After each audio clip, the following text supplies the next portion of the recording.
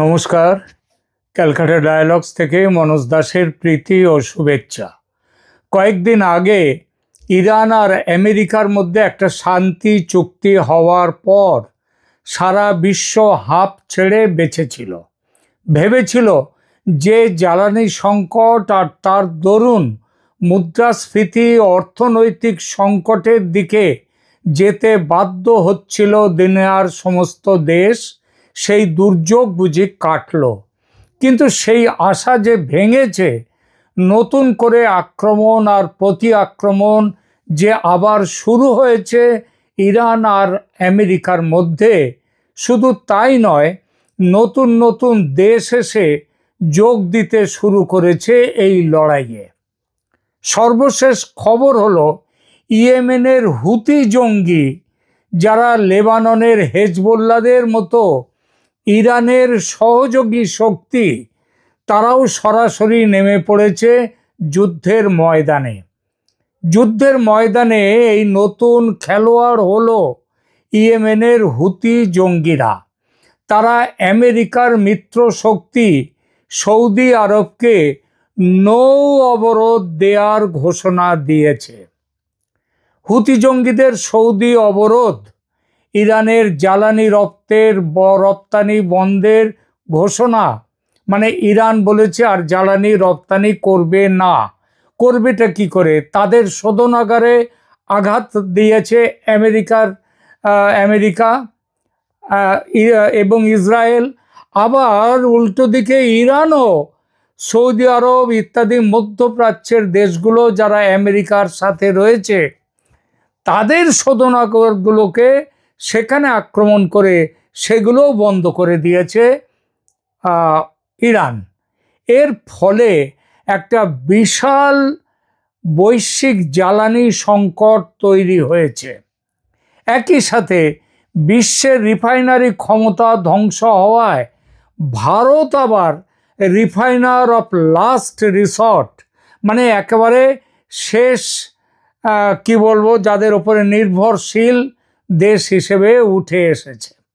এক কথায় ভারতের কাছে এই যুদ্ধ অর্থনীতি তাদের আগামী উল্লম্ফনের যে বিরাট জাম্প, সেই জাম্পের বিশাল বড় একটা সুযোগ এনে দিয়েছে। এই প্রতিবেদনে এই পুরো বিষয়টা নিয়ে আমরা আলোচনা করব।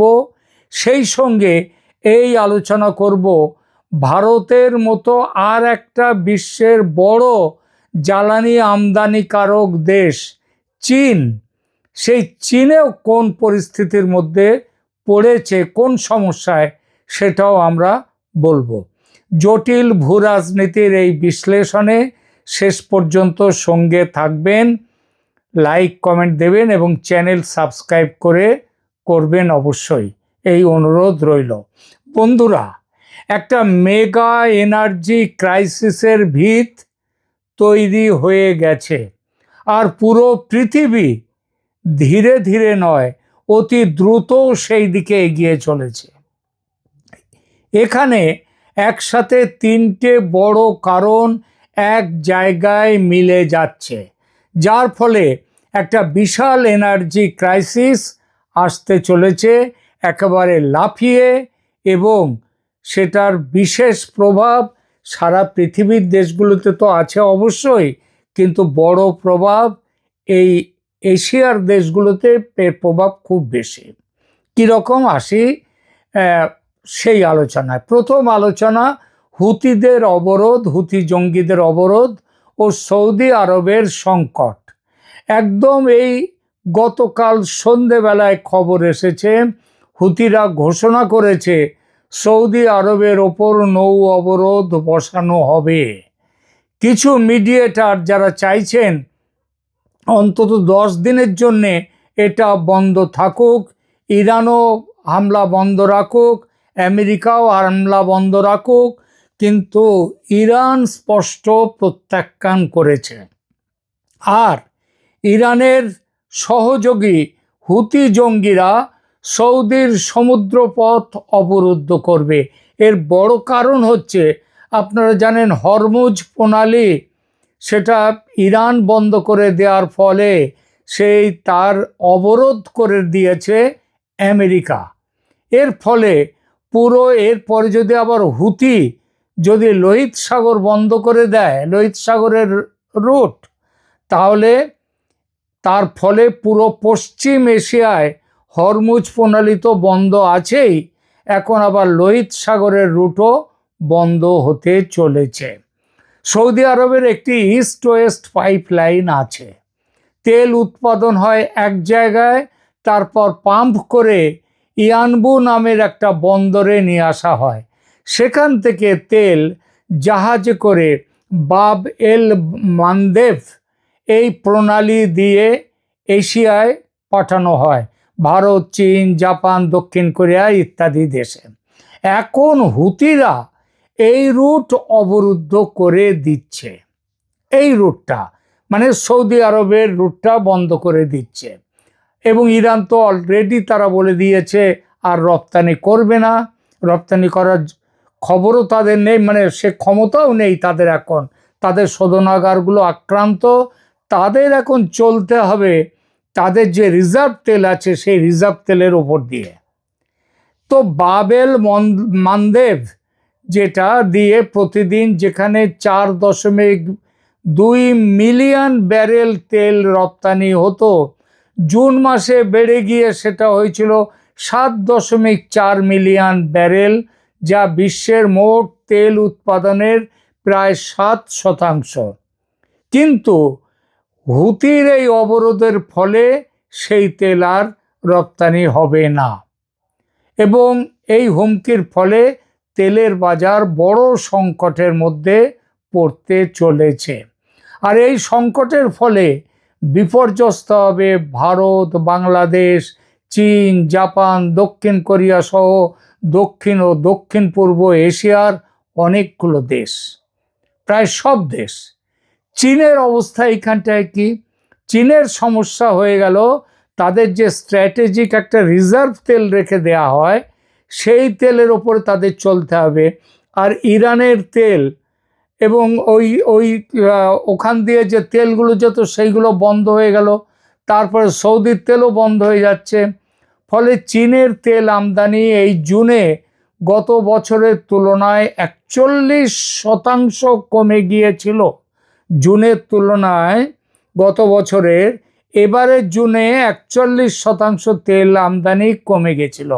কারণ তারা চীন নিজেদের যে স্ট্র্যাটেজিক পেট্রোলিয়াম রিজার্ভ সেখান থেকেই কাজ চালাচ্ছিল। দাম বেশি হওয়ায় নতুন করে মানে $50 ব্যারেল, সেইটা তো পেরিয়ে চলে গিয়েছিল $120, $25, $30। তার ফলে চীন বেশি করে আমদানি করছিল না নতুন করে। কিন্তু এখন তাদের নিজেদের যে স্ট্র্যাটেজিক মজুদ আছে সেটাও শেষের দিকে। আর চীন তাহলে কি হতে হবে এইবার? চীনকে বাজারে ফিরে আসতে হবে, তেল কেনা নতুন করে শুরু করতে হবে। আর চীন একটা বড় ক্রেতা। এতদিন তারা তেল কেনাটা বন্ধ করে দিয়ে তাদের রিজার্ভ দিয়ে কাজ চালাচ্ছিল, ভেবেছিল পৃথিবী শান্ত হয়ে যাবে, মধ্যপ্রাচ্য শান্ত হবে, তাহলে সেই সময়টা তারা রিজার্ভ দিয়ে চালিয়েছে। এখন রিজার্ভ শেষ হওয়ার মুখে, ফলে তারা বাজারে তেল কিনতে আসবে। সেই তেল তারা যদি কিনতে আসে অথচ চাহিদার তুলনায় যদি যোগান কম হয়, তখন তেলের দাম তো বাড়বেই, এটা খুবই স্বাভাবিক। আমেরিকার অবস্থাও ভালো নয়। তাদের স্ট্র্যাটেজিক পেট্রোলিয়াম রিজার্ভ, তাদের যে রিজার্ভ, যেখানে 90 দিনের তেলের সরবরাহ আমেরিকা ধরে রাখে, সেটা এখন নেমে এসেছে মাত্র 35-40 দিনের যে রিজার্ভ সেই তাতে, যা এই রিজার্ভ এতটা নেমে আসা গত 45 বছরের মধ্যে সবচেয়ে নিচে।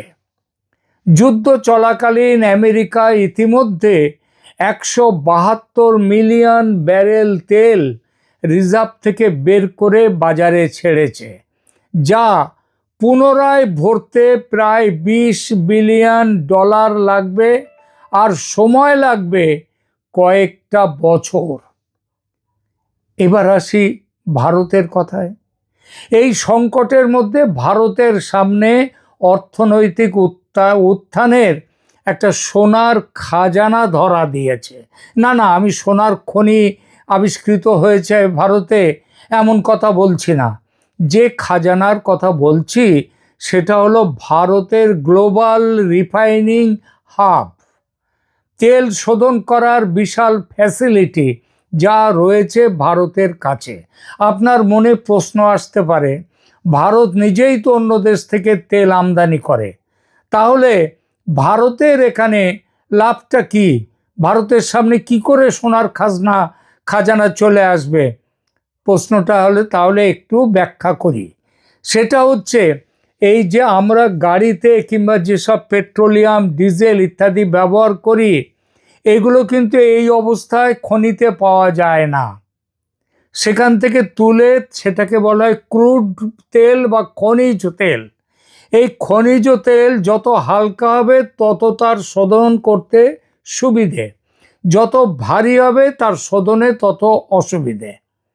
এইবার ভারী তেল যেসব দেশের আছে সেসব দেশে তাদের নিজেদের আবার এই সমস্ত, তাদের দেশে তেল থাকলেও, যেমন আমেরিকার তেলের বাজার বিরাট, কিন্তু তাদের শোধনাগারের ফ্যাসিলিটিটা তত নেই। আবার দেখুন অন্যান্য দেশ, ভেনিজুয়েলার তেল খুব ভারী তেল, তাদের শোধনাগারের ফ্যাসিলিটি তত নেই, সেখানেও ভারতের শোধনাগার আছে। আর ভারত রাশিয়া থেকে বিরাট পরিমাণ খনিজ তেল কেনে নিয়ে আসে, আমদানি করে, কিন্তু সেই তেলকে রাশিয়া শোধন করতে পারে না, কারণ রাশিয়ার যে সমস্ত শোধনাগার আছে সেখানেও আবার ইউক্রেন তাদের ওপরে বোমা ফেলে সেগুলোর বড় অংশ প্রায় অকেজো করে দিয়েছে।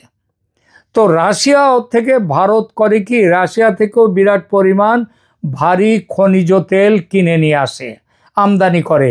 সেটা ভারতের শোধনাগার, সেটা আছে শোধনাগার। ভারতের পজিশনটা কি একটু পরে আসছে।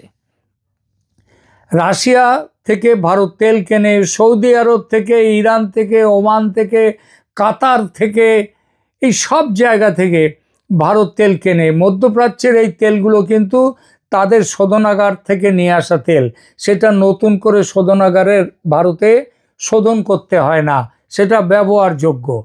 তো এই যে রাশিয়া, সৌদি আরব, ইরান, ওমান, কাতার, এই সব প্রধান তেল উৎপাদক দেশের যত রিফাইনারি ছিল সেই সব রিফাইনারি যুদ্ধের মধ্যে আক্রান্ত হয়েছে, এবং আক্রান্ত হয়ে প্রায় ধ্বংস বা তাদের কাজকর্ম বন্ধ রাখতে হয়েছে, ভীষণভাবে ক্ষতিগ্রস্ত হয়েছে। রাশিয়ার রিফাইনারিতে আক্রমণ করেছে ইউক্রেন, আর মধ্যপ্রাচ্যের রিফাইনারিগুলো বন্ধ হয়েছে ইরান আমেরিকা যুদ্ধের দরুন, ইরানের বোমার আঘাতে। আবার ইরানে আমেরিকার বোমা পড়েছে, কিন্তু ভারতের সমস্ত রিফাইনারি এখনো অক্ষত, এবং তারা উৎপাদন আরো ক্রমশ বাড়িয়ে চলেছে। এই ব্যাপারে ভারতের তিনটে বড় সুবিধা রয়েছে। প্রথমত নমনীয়তা। ভারতের রিফাইনারিগুলো রাশিয়ান তেল, ভেনেজুয়েলার ভারী তেল, কানাডার যে টার তেল, ব্রেন্ট ক্রুড বা ইরানি তেল, যে কোনো ধরনের ক্রুডই প্রসেস করতে পারে ভারত, যা বিশ্বের আর কোনো দেশের কাছে নেই, এমনকি চীন, আমেরিকা, এদের কারোর কাছে নেই। দ্বিতীয়ত, ভারতের শোধনাগারগুলোর ক্রমবর্ধমানশীল ক্ষমতা। যখন বিশ্বের রিফাইনিং ক্ষমতা ক্ষয়প্রাপ্ত হচ্ছে বা ধ্বংস হচ্ছে, যুদ্ধে আক্রান্ত হচ্ছে, বন্ধ রাখতে হচ্ছে রিফাইনারি, তখন ভারতে নতুন নতুন রিফাইনারি তৈরি হচ্ছে। এই তৈরি করার ব্যাপারে পৃথিবীতে অগ্রগণ্য যে কোম্পানি সেটা হলো রিলায়েন্স ইন্ডাস্ট্রিজ, ভারতের কোম্পানি। তারা আমেরিকাকেও বলেছে রিফাইনারি তৈরির প্রতিশ্রুতি দিয়েছে, মানে আমেরিকাকেও রিলায়েন্স ইন্ডাস্ট্রিজের কাছে হাত পাততে হয়েছে, কারণ তাদের এই নলেজ, তাদের এই ব্যাপারে তাদের যে স্কিলটা এত ওপরে। আর এ ব্যাপারে ভারতীয় শিল্পপতি মুকেশ আম্বানির রিলায়েন্স, আগেই বলেছি, দুনিয়াতে 1 নম্বর। ভারতের জামনগরে 1999 সালে অটল বিহারী বাজপেয়ীর আমলে রিলায়েন্স গ্রুপ যে তেলের শোধনাগার তৈরি করেছিল গুজরাটের জামনগরে, সেটা পৃথিবীর মধ্যে বৃহত্তম ভারী ক্রুড অয়েলকে ব্যবহারযোগ্য করার রিফাইনারি। এবং তৃতীয়ত, ভারতের জরুরি সংরক্ষণ ক্ষমতা, ভারতের রিজার্ভ রাখার ক্ষমতা ভীষণ বেশি। ভারত বিরাট পরিমাণ তেল প্রয়োজন হয়, কিন্তু ভারতের রিজার্ভে 120 দিনের রিজার্ভ থাকে। ভারত সরকার প্রয়োজনে রপ্তানির উপর কর বাড়িয়ে রপ্তানি বন্ধ করে দিতে পারে এবং সেই তেল দেশে সংরক্ষণ করে রাখতে পারে, কিংবা বেশি দামে বিদেশে তেল বিক্রি করে নিজের অর্থনীতি মজবুত করতে পারে। দুদিকেই লাভ ভারতের। সেই জন্যই বলেছি, ভারতের কাছে সোনার খাজানা এসে গেছে। আজ পরিস্থিতি এমন যে রাশিয়া নিজেই ভারতের কাছে রিফাইন করা পেট্রোল চাইছে, বিনিময়ে ক্রুড অয়েল, তাদের ভারী তেল দিচ্ছে। কারণ রাশিয়ার তেল শোধনাগারগুলো বন্ধ, যা একটা সম্পূর্ণ অস্বাভাবিক, অথচ নতুন বাস্তবতা তৈরি করেছে। খুব মজার কথা না? তেল আমদানি করতে হয় ভারতকে, কিন্তু ভারত শোধনাগারের এমন ব্যবস্থা করেছে যে পৃথিবীর অন্য দেশগুলো তাদের ভারী তেল ভারতকে সাদাসাদি করছে, তোমরা নিয়ে যাও, নিয়ে গিয়ে তোমরা এগুলোকে রিফাইনারিতে রিফাইন করো, করে আমাদেরকে বিক্রি করো, আমাদেরকে দাও। বুঝতে পারলেন ব্যাপারটা? জুলাই মাসে ভারতের রপ্তানি মে মাসের তুলনায় 50% বেড়ে গেছে। এই জুলাই মাসে দৈনিক 1.4 মিলিয়ন ব্যারেল তেল ভারত রপ্তানি করে প্রতিদিন। কথাটা অদ্ভুত লাগছে না? ভারত আমদানি করে আবার রপ্তানিও করে। আমদানি করে ক্রুড অয়েল, আগে তার সাথে রিফাইন্ড অয়েলও আনতো। এখন মধ্যপ্রাচ্যের দেশগুলো সেটা বন্ধ হয়ে গেছে, তাদের শোধনাগারগুলো ধ্বংস হতে। ফলে ভারত এখন crude oil Russia, Venezuela, Canada, সব জায়গা থেকে, এমনকি আমেরিকা থেকেও ভারত সেখান থেকে ক্রুড অয়েল তারা দেওয়ার জন্য সাদাসাদি করছে, আর বলছে তোমরা এই দেশ শোধন করে, ভারত তাদেরকে রপ্তানি করছে। এই মুহূর্তে ইউরোপ, আফ্রিকা, পশ্চিম এশিয়া,